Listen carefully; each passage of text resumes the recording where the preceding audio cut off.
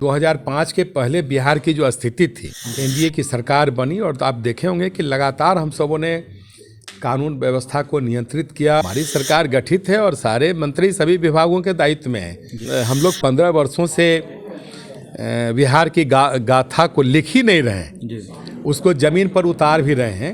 उनका सहयोग पूर्व में भी बना हुआ था और आने वाले दिनों में भी केंद्र का पूरा सहयोग बिहार के साथ है। नमस्कार, आप देख रहे हैं लाइव सिटीज। मैं हूं आपके साथ सौरभ राज। हमारे साथ बिहार के उप मुख्यमंत्री तारकिशोर प्रसाद जी। इनसे जानेंगे कि जिस तरीके से बिहार में विपक्ष लगातार नई सरकार के ऊपर हमलावर है, कानून व्यवस्था को लेकर के, नए कृषि कानून को लेकर के, नए मंत्रिमंडल को लेकर के, सर जिस तरीके से आप लोग के ऊपर लगातार विपक्ष के द्वारा सवाल उठाए जा रहे हैं कि नए मंत्रिमंडल में इतने देर क्यों हो रहे हैं?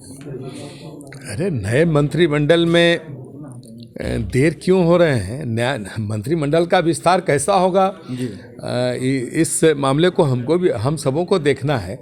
हमारी सरकार गठित है और सारे मंत्री सभी विभागों के दायित्व में हैं और मंत्रिमंडल का विस्तार वैसे भी हम सब शीघ्र करने जा रहे हैं और किसी प्रकार की कोई कठिनाई नहीं है।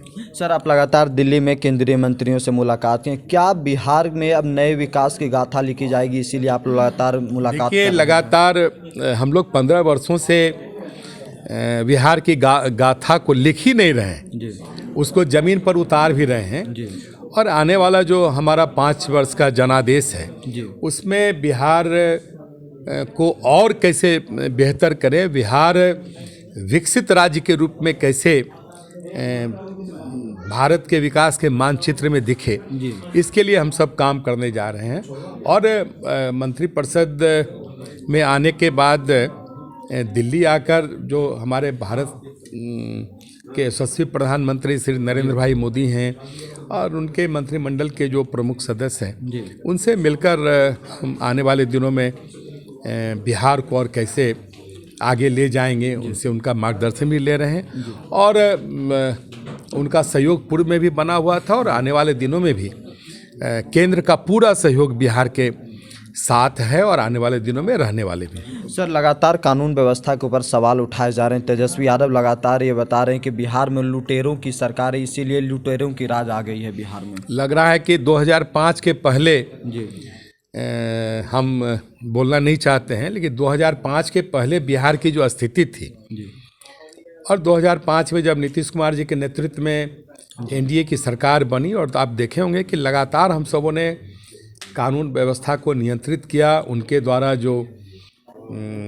जंगल राज कायम किया था उसका खात्मा किया और हमारी सरकार पूरी मजबूती से इस बार आई है और अपराध पर नियंत्रण के लिए माननीय मुख्यमंत्री जी लगातार बैठक भी कर रहे हैं। हमारी सरकार भी गंभीर है और अपराध पर हम सबों का नियंत्रण पूर्व से भी है और आने वाले दिनों में भी। और कैसे पुलिसिंग को हम बेहतर करें जिससे इस तरह की भी छिटपुट घटनाएं नहीं दिखे, इसके लिए हमारे सम्माननीय मुख्यमंत्री जी लगातार उस कार्य को कर रहे हैं। एक अंतिम प्रश्न है सर कि नए कृषि कानून को लेकर के आरजेडी अपने सभी मुख्यालयों पे गोष्ठी की है, किसानों के बीच जा रही है और बता रही है कि कृषि कानून जो है किसानों के हित में नहीं है।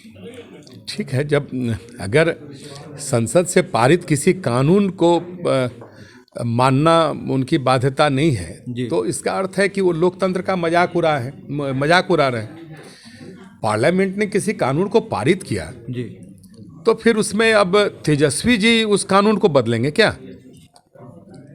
और इस तरह से तेजस्वी जी कभी कोई जी बयानों में बोलते रहेंगे तो पार्लियामेंट से जितने भी कानून बने हैं उसको क्या उस कानून को सरकार वापस ले लेगी?